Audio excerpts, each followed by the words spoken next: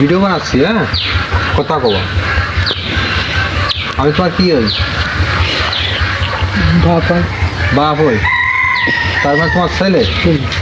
ও, তোমার কয় ছেলে? ছেলে কয়টা খায় আমার মনে হয়।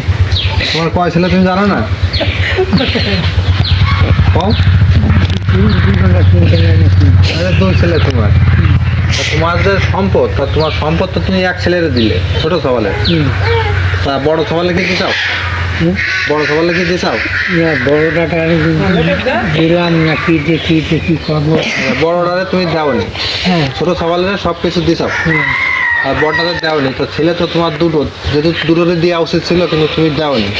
তো এটাকে অপরাধ করেছাও না তুমি তোমার ভালো কাজ করেছাও তুমি?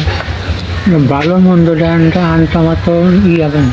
যেহেতু তার মনে করো তো জমি দিছাও তোমার, ওখানে দিছাও 22 শতক, আর এনতে দিছাও 5 শতক।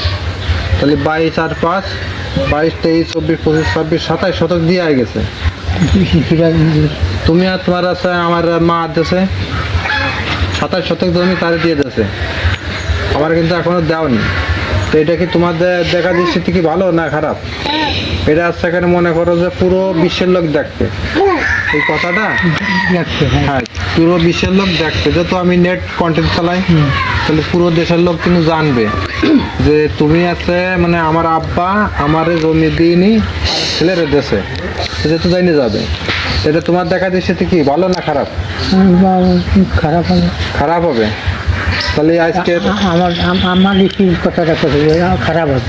তাহলে সেটা এখনো তো বাইচে আছো, বাইকে আছে। তাহলে বাইচে যখন আসো নিজের সংশোধন নিজে করো, সেটাই মনে হয় ভালো হয়।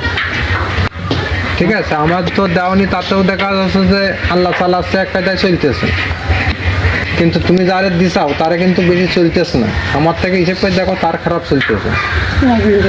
ঠিক আছে, তাহলে আমি যে কথাগুলো করলাম মিথ্যে কথা কইনি, সব সত্যি কথা বললাম। আপনারা সবাই দেখবেন, দেখে ইনবক্সে আসবেন, এসে কমেন্ট করে জানাবেন মতামত। আসলে আমার আব্বা আমার সাথে কি কাজগুলো করলো এইগুলো একটু দেখবেন, দেখে জানাবেন।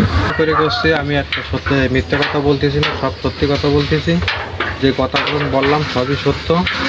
আমার বাপ আমারে কিছু দিইনি, সব এক ছেলের নামে দেশে। তো আপনারা